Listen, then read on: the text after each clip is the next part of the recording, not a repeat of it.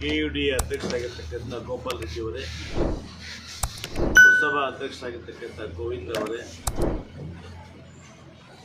ನಮ್ಮ ಮುಖಂಡರಾಗಿರ್ತಕ್ಕಂಥ ಮಾರ್ಜನಹಳ್ಳಿ ಬಾಬುರವರೇ,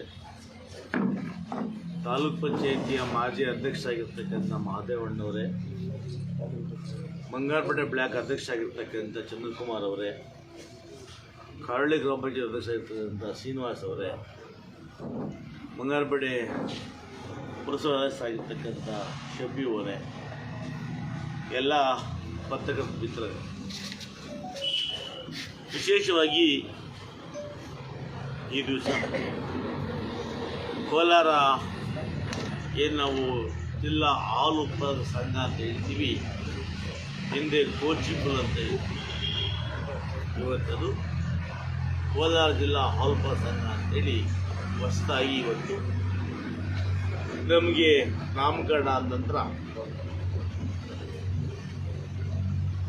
ಅಲ್ಲಿ ಡಿಲಿಮಿಟೇಷನ್ ಮಾಡಬೇಕು ಅಂತ ಹೊರಟಾಗ ನಾನು ಬಂಗಾರಪೇಟೆ ತಾಲೂಕಿನ ಒಬ್ಬ ಶಾಸಕನಾಗಿ ಆ ಸಮಯದಲ್ಲಿ ಕೆಲವು ಏನು ಹಾಲು ಉಕ್ಕೂರದಂತಕ್ಕಂಥ ಕೆಲವು ಅಕ್ರಮಗಳು ನನ್ನ ಕಣ್ಣಿಗೆ ಬಂದಿವೆ. ಈ ನಿಟ್ಟಿನಲ್ಲಿ ಇವತ್ತು ನಾನು ಭಾಳ ಹಿಂದೆ ಹೋಗೋದಿಲ್ಲ. ಕಳೆದ 5 ವರ್ಷಗಳಲ್ಲಿ ಹಾಲು ಒಕ್ಕೂಟದಲ್ಲಿ ಏನೆಲ್ಲ ಆಗಿದೆ ಅಂಥೇಳಿ ಇವತ್ತು ಈ ಕೋಲಾರ ಜಿಲ್ಲೆಯ ಹಾಲು ಉತ್ಪಾದನೆ ಮಾಡ್ತಕ್ಕಂಥ ವಿಶೇಷವಾಗಿ ಮಹಿಳೆಯರಿಗೆ, ಭಕ್ತರಿಗೆ, ರೈತರಿಗೆ ಗೊತ್ತಾಗಬೇಕು ಅಂತೇಳಿ ಇವತ್ತು ಈ ಪತ್ರಿಕಾಗೋಷ್ಠಿಯನ್ನು ಮಾಡ್ತಾಯಿದ್ದೀವಿ. ಈ ಹಾಲು ಒಕ್ಕೂಟದಲ್ಲಿ ಒಂದನೆಯದಾಗಿ ಇವತ್ತು 2014ನೇ ಇಸ್ವಿಯಲ್ಲಿ ಕೋಲಾರ ಜಿಲ್ಲಾಧಿಕಾರಿಗಳು ಈ ಒಂದು ಹಾಲು ಒಕ್ಕೂಟಕ್ಕೆ ನನ್ನ ಬಂಗಾರಪೇಟೆ ವಿಧಾನಸಭಾ ಕ್ಷೇತ್ರದ ವ್ಯಾಪ್ತಿಯ ಕೋಲಾರ ತಾಲೂಕು ಹುತ್ತೂರು ಹೋಬಳಿ ಒಳದಿ ಗ್ರಾಮದ ಸರ್ವೆ ನಂಬರ್ 103ರಲ್ಲಿ ಇವತ್ತು 50 ಎಕರೆ ಜಮೀನನ್ನು ಆರ್ಡರ್ ಬೆಳೆಯೋದಕ್ಕೆ ಮಂಜೂರು ಮಾಡಿದ್ದೀವಿ ಅಂತೇಳಿ ಒಂದು ಆದೇಶವನ್ನು ಕೊಡ್ತಾರೆ. ಆ ಆದೇಶದಲ್ಲಿ ಜಿಲ್ಲಾಧಿಕಾರಿಗಳಿಗೆ ಯಾವುದೇ ಒಂದು ಸಂಸ್ಥೆಗೆ 4 ಹೆಕ್ಟೇರ್ ಅಂದರೆ 9 ಎಕರೆ 36 ಗುಂಟೆ ಮೇಲ್ಪಟ್ಟು ಕೊಡಲಿಕ್ಕೆ ಯಾವುದೇ ಜಿಲ್ಲಾಧಿಕಾರಿಗೆ ಅಧಿಕಾರ ಇಲ್ಲ. ಅಂದಿನ ಜಿಲ್ಲಾಧಿಕಾರಿಗಳು ತಮ್ಮ ಅಧಿಕಾರ ವ್ಯಾಪ್ತಿಯನ್ನು ಮೀರಿ ಯಾರ ಮರ್ಜಿಗೊಳಗಾದರೂ ಗೊತ್ತಿಲ್ಲ ಈ ಸಂಸ್ಥೆಗೆ 50 ಎಕರೆ ಜಮೀನು ಅಂತೇಳಿ ಆದೇಶ ಕೊಟ್ಟರು. ಅದಾದ ನಂತರ ಆ ಬಾರ್ಡರನ್ನು ಸರ್ಕಾರ ಯಾವ ಉದ್ದೇಶಕ್ಕೆ ಸಂಸ್ಥೆ ಕೊಡ್ತದೆ ಆ ಸಂಸ್ಥೆ ಆ ಜಮೀನನ್ನು ಆ ಷರತ್ತು ಹಾಕಿದ್ದಾರೆ, 3 ವರ್ಷಗಳ ಒಳಗಾಗಿ ಆ ಜಮೀನನ್ನು ಅಭಿವೃದ್ಧಿಪಡಿಸುವ ಷರತ್ತಿಗೆ ಕೊಟ್ಟಿದ್ದಾರೆ. ಆದರೆ ಈ ಸರ್ಕಾರ ಈ ಒಂದು ಹಾಲು ಒಕ್ಕೂಟ 2020 ತನಕ ಅಂದರೆ ಸುಮಾರು 6 ವರ್ಷಗಳ ಕಾಲ ಅಲ್ಲಿ ಯಾವುದೇ ಚಟುವಟಿಕೆಯನ್ನು ಮಾಡಲಿಲ್ಲ. ಯಾವುದೇ ಹುಲ್ಲು ಬೆಳೆದಿಲ್ಲ, ರೈತರ ಪಾಡ್ರ್ ಬೆಳೀಲಿಲ್ಲ, ರೈತರಿಗೆ ಪಾಡ್ರ್ ಕೊಡಲಿಲ್ಲ, ಯಾವುದೇ ಚಟುವಟಿಕೆಯನ್ನು ಮಾಡಲಿಲ್ಲ. ಮೇಲಾಗಿ 2017ರಲ್ಲಿ ಪತ್ರ ಬರೀತಾರೆ ತಹಸೀಲ್ದಾರ್ ಜಿಲ್ಲಾಧಿಕಾರಿಗಳಿಂದ, ಈ ಜಮೀನು ಕೇವಲ 36 ಎಕರೆ 20 ಗುಂಟೆ ಮಾತ್ರ ಇದೆ ನಮ್ಮ ಸ್ವಾಧೀನದಲ್ಲಿ ಅಂತ ಬರೀತಾರೆ. ತದನಂತರ ಹಾಲು ಒಕ್ಕೂಟ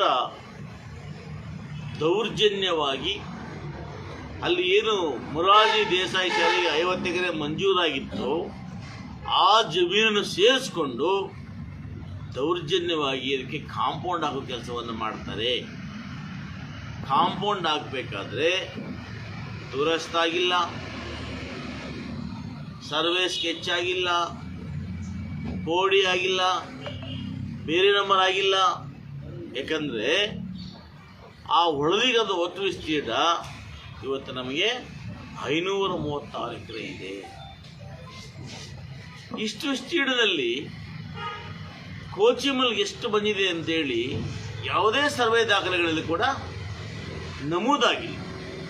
ಈಗಿರುವಾಗ ಒಂದನೇದಾಗಿ ಆ ಸ್ಪಷ್ಟ ಸ್ಥಳ ಗೊತ್ತಿಲ್ಲದೆ ಕೋಚಿಮಲ್ನ ಆಡಳಿತ ಮಂಡಳಿ ಮತ್ತು ಅಲ್ಲಿನ ಸಂಬಂಧಪಟ್ಟ ಅಧಿಕಾರಿಗಳು ಏಕಾಏಕಿ ಆ ಜಮೀನನ್ನು ಸ್ವಾಧೀನಪಡಿಸ್ಕೊಂಡಿದ್ದು ಮೊದಲನೇ ತಪ್ಪು. ಎರಡನೇದಾಗಿ ಒಂದು ಮೊರಾರ್ಜಿ ದೇಸಾಯಿ ಶಾಲೆ, ಪರಿಶಿಷ್ಟ ಜಾತಿಯವರು, ಪರಿಶಿಷ್ಟ ಪಂಗಡದವರು, ಬಡಮಕ್ಕಳು ಅಂತಕ್ಕಂಥ ಶಾಲೆಗೆ ಸರ್ಕಾರ 10 ಎಕರೆ ಮಂಜೂರು ಮಾಡಿದ ನಮ್ಮಲ್ಲಿ ಆ ಜಮೀನನ್ನು ಸೇರಿಸ್ಕೊಂಡು ಕಾಂಪೌಂಡ್ ಆಗತಕ್ಕಂಥದ್ದು ಎಷ್ಟು ಸರಿ?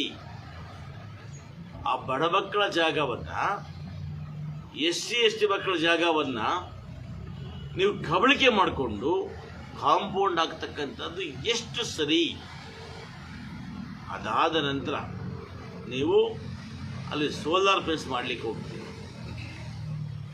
ಸೋಲಾರ್ ಫೆನ್ಸ್ ಮಾಡಲಿಕ್ಕೆ ಹೊರಟಾಗ ಸುಮಾರು 60 ಕೋಟಿಗಳಿಗೂ ಮೇಲ್ಪಟ್ಟ ಹಣವನ್ನು ಈ ರೈತರ ಹಣ, ಸಂಸ್ಥೆ ಹಣ ಅಂದರೆ ರೈತರ ಹಣ, ರೈತರು ಪಡ್ತಕ್ಕಂಥ ಹಾಲಲ್ಲಿ ಬರೋ ಲಾಭ ಇರ್ತಕ್ಕಂಥ ಹಣ, ಆ ಹಣವನ್ನು ನೀವೇನು ಮಾಡ್ತೀರಿ?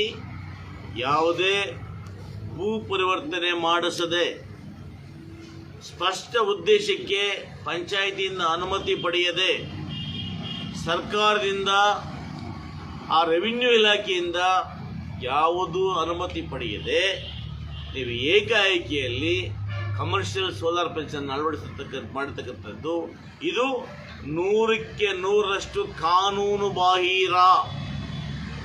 ಯಾಕಂದರೆ ನನಗೆ ಅದು ಪ್ರಶ್ನೆ ಬಿಟ್ಟಿರೋದೆ, ನನ್ನ ಸ್ವಂತಕ್ಕೆ ಮಾಡಿಕೊಂಡಿಲ್ಲ ಅಂದರೆ ಸರ್ಕಾರಿ ಹಣವನ್ನು ಯಾವುದೇ ನಿಯಮಗಳನ್ನು ಪಾಲಿಸದೆ ಹೇಗೆ ಬೇಕಾದರೂ ಮಾಡ್ಬೋದಾ? ಸ್ವಂತಕ್ಕೆ ಮಾಡಿಕೊಂಡಿಲ್ಲ. ಆದರೆ ಸರ್ಕಾರ ಜನರ ಹಣವನ್ನು ಯಾವುದೇ ಯೋಜನೆ ತೊಡಗಿಸಬೇಕಾದರೆ ಆ ಯೋಜನೆಯ ರೂಪುರೇಖೆಗಳು, ಕಾನೂನು ನಿಯಮಗಳನ್ನು ಪಾಲಿಸಿದೇ ಮಾಡಬೇಕಾಗ್ತದೆ. ಕಾನೂನು ಉಲ್ಲಂಘನೆ ಮಾಡಿರ್ತಕ್ಕಂಥದ್ದು ಜನರ ಹಣವನ್ನು ಪೋಲು ಮಾಡುವ ಉದ್ದೇಶ, ಕಮಿಷನ್ ಹೊಡೆಯುವ ಉದ್ದೇಶ. ಏಕಾಏಕಿ ನೀವು ಇವತ್ತಲ್ಲಿ ಕಮರ್ಷಿಯಲ್ ಉದ್ದೇಶಕ್ಕೆ ಜಿಲ್ಲಾಧಿಕಾರಿಗಳಿಂದ ಭೂ ಪರಿವರ್ತನೆ ಪಡೆಯದೇನೆ ನೀವು ಮಾಡಿರ್ತಕ್ಕಂಥದ್ದು ಇದು ದುಂಡಾವರ್ತನೆ, ಇದು ಇಲ್ಲೀಗಲ್. ನಾನು 1000 ಬಲ್ಲೆ ಹೇಳಬಲ್ಲೆ, ಇದು 100ಕ್ಕೆ 100ರಷ್ಟು ಕಾನೂನು ಬಾಹಿರ. ಯಾಕಂದರೆ ಸರ್ಕಾರ ಪ್ರತಿಯೊಂದಕ್ಕೂ ಒಂದು ನಿಯಮಗಳು ಅಂತ ಮಾಡಿದೆ. ಕಾನೂನನ್ನು ಅವರೇ ಮಾಡ್ತಕ್ಕಂಥವ್ರು. ಆ ಕಾನೂನನ್ನು ಸಂಪೂರ್ಣ ಉಲ್ಲಂಘನೆ ಮಾಡಿದೆ. ನಾನು ಈ ವಿಚಾರದಲ್ಲಿ ಸರ್ಕಾರಕ್ಕೆ ಪತ್ರ ಬರೆದಿದ್ದೇನೆ. ಬಡವರ ಜಾಗ, ರೈತರ ಜಾಗ ಅಂದು ಮಂಜೂರು ಮಾಡಿಸ್ಕೊಂಡಿರ್ತಕ್ಕಂಥದ್ದು ಪಾಡ್ರ್ ಬೆಳೆಯಲಿಕ್ಕೆ, ನೀವು ಆ ಪಾಡ್ರ್ ಬೆಳೆಯೋದನ್ನು ಬಿಟ್ಟು ಇವತ್ತು ಕಮರ್ಷಿಯಲ್ ಸೋಲಾರ್ ಪೆನ್ಷನ್ ಹಾಕಿ ನಾವು ಕರೆಂಟ್ ತಗೊಳ್ತೀವಿ ಅಂತಕ್ಕಂಥದ್ದು ಎಷ್ಟು ಸರಿ? ಹಾಗಾಗಿ ನಾನಿವತ್ತು ಅದನ್ನು ಸರ್ಕಾರಕ್ಕೆ ಪತ್ರ ಬರೆದಿದ್ದೇನೆ. ಸರ್ಕಾರ ಕೂಡ ಇವತ್ತು ಜಿಲ್ಲಾಧಿಕಾರಿಗಳಿಗೆ ಅದನ್ನು ಪರಿಶೀಲನೆ ಮಾಡಿ ಅಂತೇಳಿದೆ. ಇಲ್ಲಿ ಪ್ರಮುಖವಾಗಿ ಇಷ್ಟೆಲ್ಲ ಇಲ್ಲಿಗೆ ಕಾರಣ ಅಲ್ಲಿರ್ತಕ್ಕಂಥ ಒಬ್ಬ ವ್ಯವಸ್ಥಾಪಕ ನಿರ್ದೇಶಕ ಗೋಪಾಲ ಸ್ವಾಮಿಯವರು ಮತ್ತು ವ್ಯವಸ್ಥಾಪಕ ನಾಗೇಶ್ ಅವರು. ಇಡೀ ಆ ವ್ಯವಸ್ಥೆ ಹಾಳಾಗ್ಲಿಕ್ಕೆ ಕಾರಣ ಈ ಪ್ರಮುಖ ಮಹಾನುಭಾವರು. ಸೊ ಇದು ಒಂದು ವಿಚಾರ. ಇವತ್ತು ಸೋಲಾರ್ ಪೆನ್ಷನ್ನ ನೀವೇನು ಹೇಳ್ತೀರಿ, ಸ್ವಂತಕ್ಕೆ ಮಾಡ್ತಾ ಇಲ್ಲ ಅಂತ. ಸರ್ಕಾರಿ ಹಣ ಸ್ವಾಮಿ, ರೈತರ ಹಣ ಸ್ವಾಮಿ, ಬಡವರ ಹಣ ಸ್ವಾಮಿ. ಆ ಹೆಣ್ಣು ಮಕ್ಕಳು ಬೆಳಗ್ಗೆ ಎದ್ದು 4 ಗಂಟೆಗೆ ಎದ್ದು ಹಾಲು ಕರೆದು ಆ ಹಾಲಲ್ಲಿ 4 ಕಾಸು ಬರಲಿ ತಮಗೆ ಕೊಡ್ತಾರಲ್ಲ, ಅದರ ಹಣ ಸ್ವಾಮಿ ಇದು. ಆ ಹಣವನ್ನು ಬಳಸಬೇಕಾದಾಗ ಯಾವುದೇ ಜಮೀನಿನಲ್ಲಿ ನೀವು ನಿಮ್ಮ ಅಧಿಕಾರಿಗಳು ಕಾನೂನು ಉಲ್ಲಂಘನೆ ಸ್ಪಷ್ಟವಾಗಿ ಮಾಡಿದ್ದೀರಿ, ಸರ್ಕಾರ ಇದಕ್ಕೆ ನ್ಯಾಯ ಕೊಡಲಿಲ್ಲ ಅಂದರೆ ನಾನು ನ್ಯಾಯಾಲಯದಲ್ಲಿ ಹೋರಾಟವನ್ನು ಮಾಡ್ತೇನೆ. ಒಂದನೇ ವಿಚಾರ.